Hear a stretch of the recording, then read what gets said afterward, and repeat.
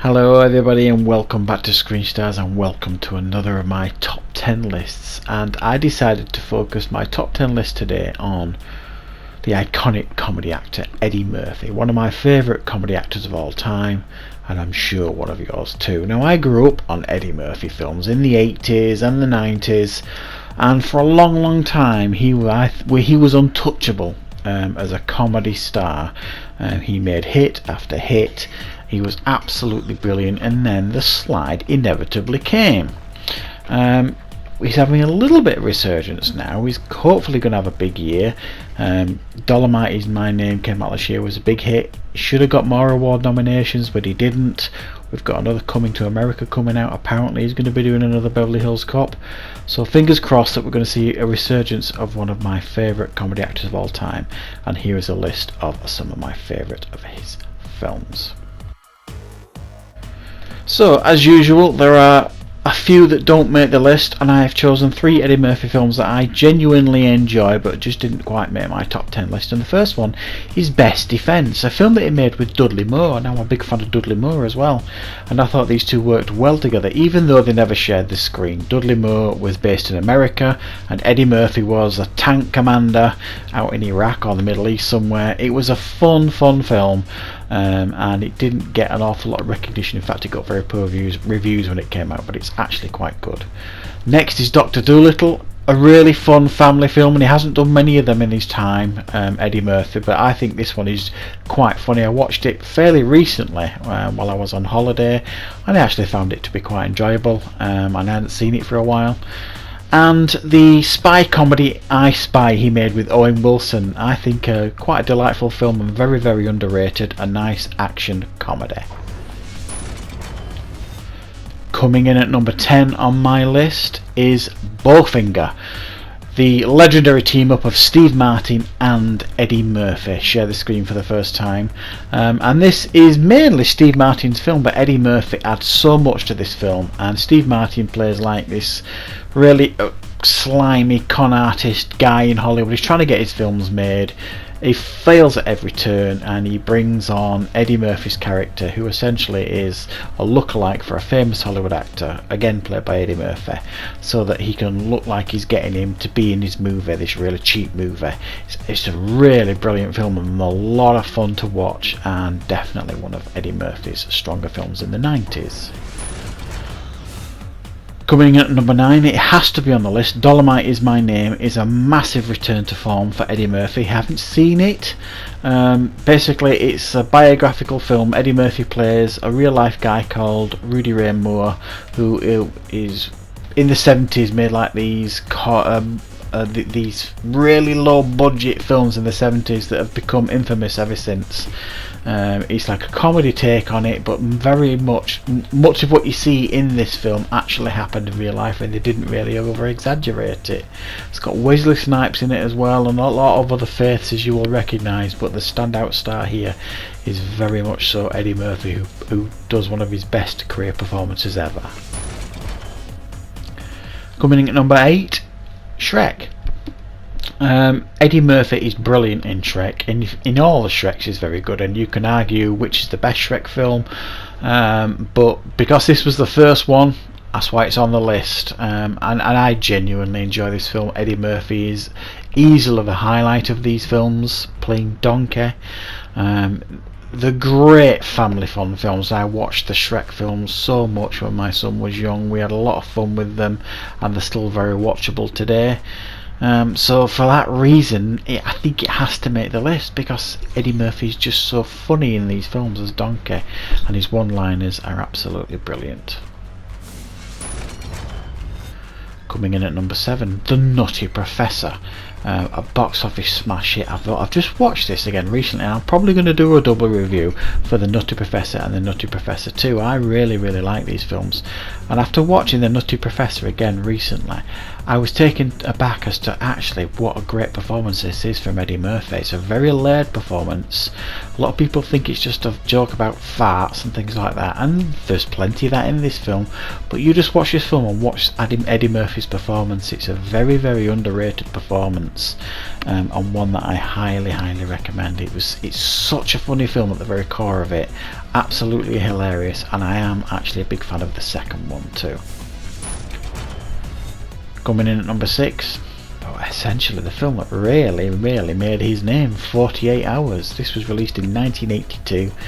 It was kind of, you could argue, the birth of the buddy cop movies, even though Eddie Murphy wasn't a cop, he was a criminal who teams up with Nick Nolte, who is a really brutal cop, and they team up together to try and take down this renegade criminal that's doing a runner, and they begrudgingly team up together. They're constantly bickering with each other. Eddie Murphy's fantastic, very funny, but Nick Nolte is very good too. They tried to relight this magic years later with another 48 Hours. It didn't quite work, but it wasn't a terrible film either, the sequel. Coming in at number 5, I think probably Eddie Murphy's most underrated film, and that is The Golden Child. It came out in 1986. He was a megastar at this point, and they tried to cash in on that by making him more relatable, I think, to families. This is more of a straight-laced action-adventure film. But I think Eddie Murphy's charisma really carries this film. He's very funny in it. Giles Dance is in the film as well. You could argue they tried to put him as like a romantic lead in this film, which I don't think worked at all, but the rest of the film was very good, very funny. Basically, Eddie Murphy is the chosen one, and I have to say I really enjoy this one. Coming in at number 4, this may surprise some people, it might be further up your list, I wouldn't argue or disagree with you, and that is Coming to America. Box office smash hit, came out in 1988, and of course the sequel is coming out this year, which I'm very much looking forward to. Again, it's one of those, I just don't think, the reason why it's not number 1 on my list, for example, is I just don't think it's aged particularly well, and I can't explain why. The jokes still work for the most part. His typical taking up a few different roles in the film still stands up. His performance is great, but again, I don't know, I just don't think it's aged as well as some of his other films, but it's still an absolutely brilliant comedy. Coming in at number 3, Trading Places, and you could argue you've seen a pattern here with Eddie Murphy, when he kind of collaborates with other talented comedy actors. It generally delivers very good films, and this is another one. Dan Aykroyd is equally as good in this film. They bounce off each other absolutely brilliantly, and it's a story about essentially Eddie Murphy, who's living on the streets, is traded places with Dan Aykroyd, who's a well-to-do snobby businessman, until they find out of this ploy that, for them to swap places, and they decide to fight back. What can you say? Brilliant film. Jamie Lee Curtis is excellent too. Coming in at number 2, I really love this film. This probably might not even make some people's lists. I think this is a criminally underrated comedy, Life. It came out in 1999. It didn't do particularly well. I just love this film. I think Eddie Murphy and Martin Lawrence are brilliant together on screen. I just think it's hilarious and tragic at the same time. These two guys are sent to life imprisonment in the 20s, I think it is, and then you follow them throughout their life right up to the elderly age, and they're constantly trying to escape from prison. They hate each other, they love each other, and they can't live without each other. The language is hilarious, they're constantly swearing at each other. It's just a great film, and there's a real heart at the centre of it too. And coming in at number 1, I think this film is undeniably the film that made Eddie Murphy a megastar. Apparently it was supposed to be a Sylvester Stallone vehicle, he passed on it. Can you imagine Stallone doing this film? I can't. It wouldn't have been anything like as good. Eddie Murphy is Axel Foley. I like Beverly Hills Cop 2 as well. Not a big fan of the third one. Who is? But the first one is brilliant. It's a perfect vehicle for Eddie Murphy's skills, his comedy timing, and he's a surprisingly good action lead in it too. Iconic film, iconic soundtrack, iconic character, and I think his best film.